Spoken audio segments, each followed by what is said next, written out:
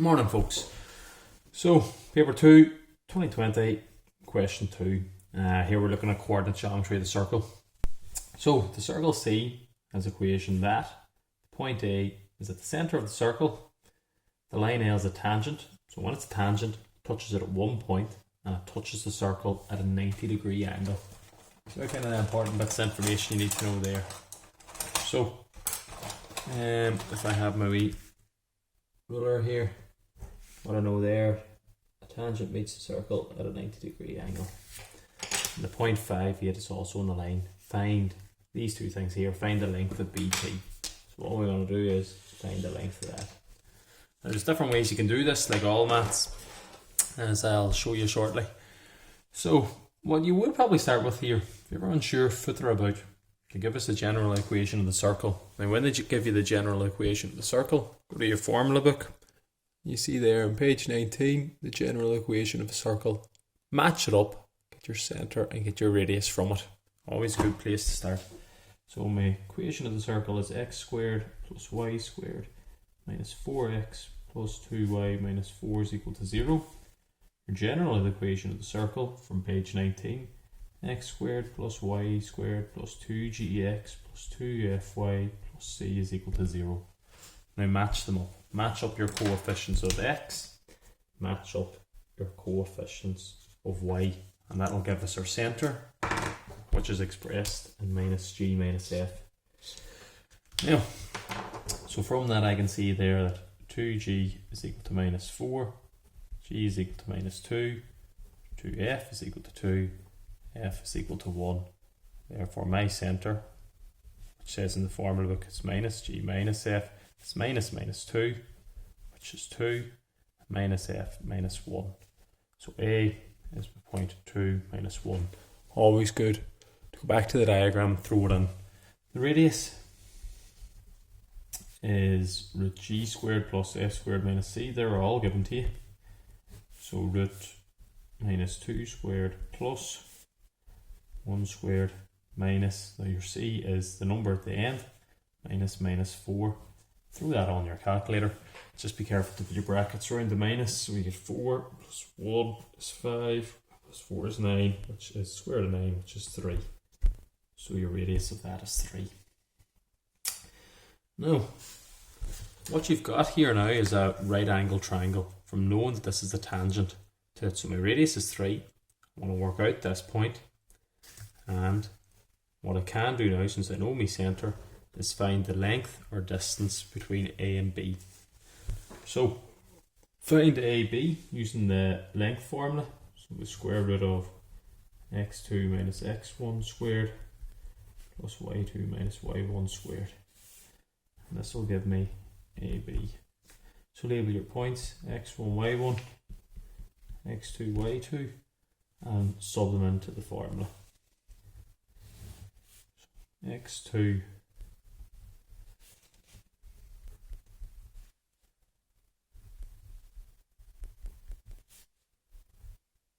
I'll just put that into my calculator from here, to be honest.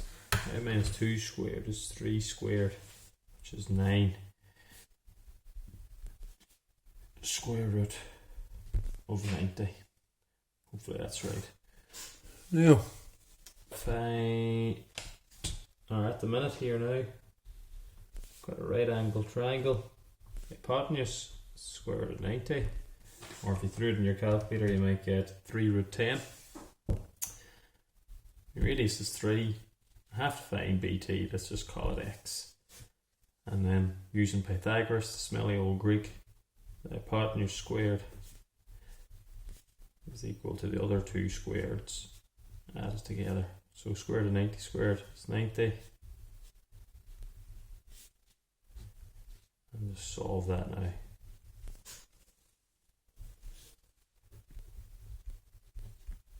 Square root of 81, which is 9.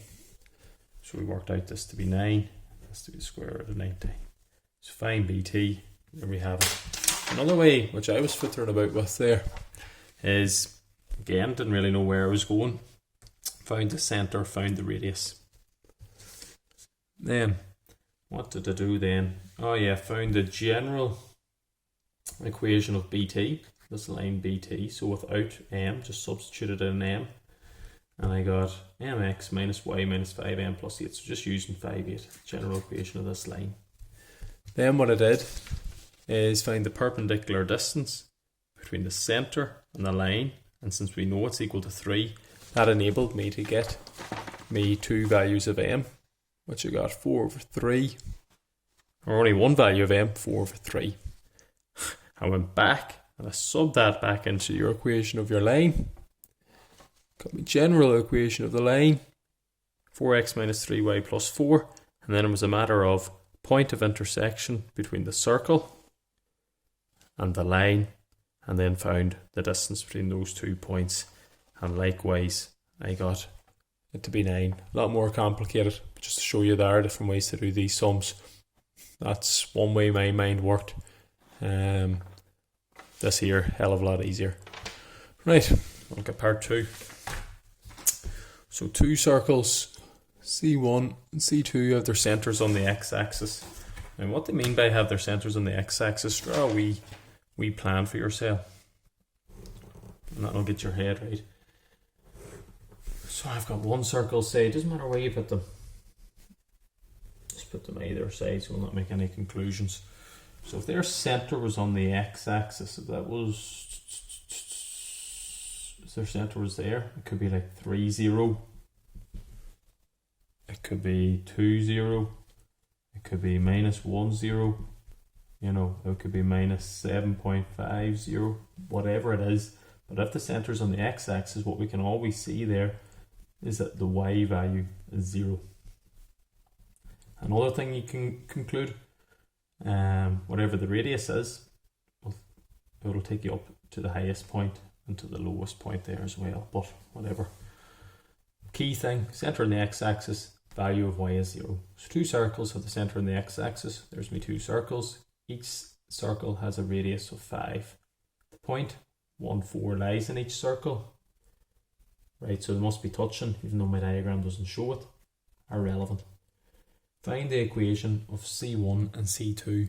Now to find the equation of a circle, we always need two things. You need the centre and you need the radius. Now I know the radius tells me there, the radius is 5. So we'll fiddle about with that. The centre is obviously going to be in the form of something 0. There's my y value, remember your x, y. Your y value to be 0 and your radius is 5. So say they give me my centre, I'm going to use that formula, centre HK, radius R. Don't really know where I'm going, to be honest, with this one. Centre HK, radius R. I'm going to solve it into this first one here. So x minus h squared plus y minus k squared is equal to r squared. Now what I can do from here is I can fill in 0 for my k, right? Let's see, what have we got? X minus h squared plus y squared is equal to, for my radius I'm filling in 5 squared is 25. Already looking a wee bit better. And there's one thing there we haven't used yet. The point 1, 4 lies in the circle. The point lies in the circle, satisfies the equation, just like a line. So what can I do with that point?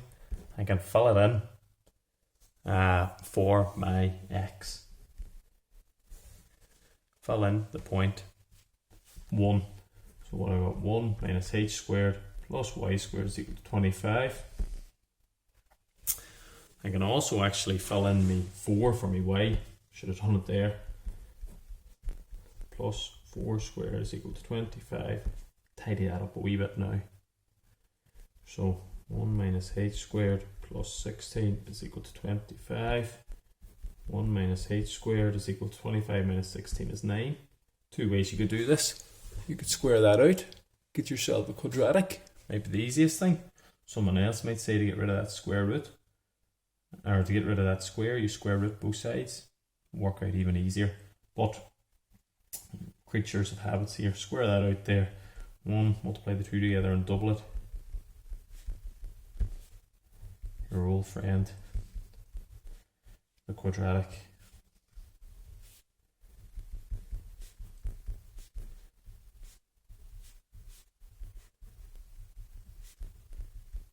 So h is equal to minus 2 and h is equal to 4. So that means there, I'll do it up here because the page is getting a wee bit tight.